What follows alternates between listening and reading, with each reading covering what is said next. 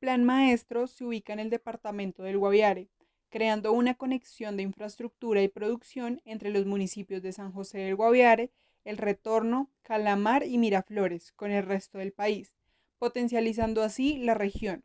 Además, se plantea un desarrollo estratégico ecológico entre los parques naturales que limitan la región, teniendo así cuatro pilares fundamentales: la infraestructura, lo ecológico, lo social y lo productivo.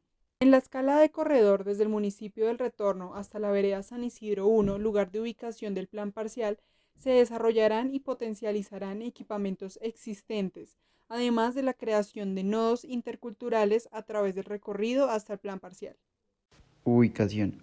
Nos ubicamos en el departamento del Guaviare, en el municipio de Retorno, a 2.3 kilómetros del casco urbano, limitando con el Parque Nucac,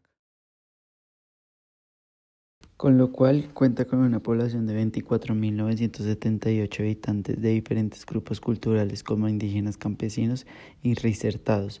En educación se encuentran tres colegios principales con un déficit educativo dentro de la población del 3.7% que puede llegar a una educación superior.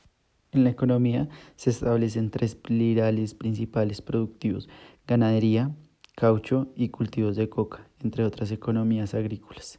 También se identifica una gran carencia en los principales equipamientos sociales y en servicios públicos. Encontramos precarios estados. Dentro del análisis ambiental se encuentran más de 628 especies de plantas y una alta variedad de especies de fauna, con lo cual se propone una revitalización de los equipamientos ya establecidos en el área urbana y un corredor veredal con diferentes equipamientos comerciales y productivos. De reconciliación social y reincorporación al territorio, temática socioproductiva, enfoque social indígena y campesino. Los usuarios del plan parcial son indígenas y campesinos, quienes son las principales víctimas del posconflicto. Territorios de paz, ¿para qué? Correlación entre culturas para restablecimiento de los derechos y garantías de las víctimas del conflicto. ¿Por qué? Las víctimas del posconflicto necesitan garantía de reparación y no repetición. ¿Cómo? Por medio de elementos en común de las dos comunidades en un plan parcial. La teoría de conjuntos crea una intersección en donde se reúnen los elementos comunes entre indígenas y campesinos. De esta manera se genera una interacción social para la producción de alimentos y la reconciliación de las víctimas. Para empezar la propuesta se establecen tres estrategias. La primera es la estrategia social, donde tenemos en cuenta a las dos comunidades a trabajar, que les une el hecho de que fueron víctimas del conflicto. La segunda es el aspecto productivo, en donde se establecen elementos en común de las dos poblaciones. La tercera es una reconciliación en donde se creará un punto medio para las dos comunidades, en donde existe una correlación e interculturación. Con las estrategias se genera un plan parcial conceptual en donde se ubica como primera instancia las unidades de actuación. La primera es la unidad de actuación campesina, que se encuentra mucho más cerca del casco urbano del Retorno. La segunda, que es el eje principal de la propuesta, es el nodo de reconciliación ubicado en la curva más alta junto al río.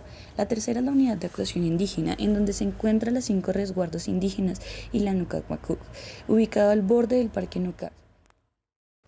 Con esto partimos al diseño del plan parcial, en donde se puede observar tres núcleos principales que se amarran por un sendero ecológico, que es la columna vertebral de todo el proyecto, en donde el río es un elemento que se interpreta como la intersección de los dos mundos.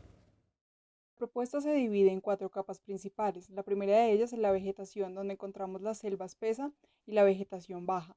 La segunda es la movilidad, en donde hay senderos de ciclovías, vías fluviales y senderos peatonales.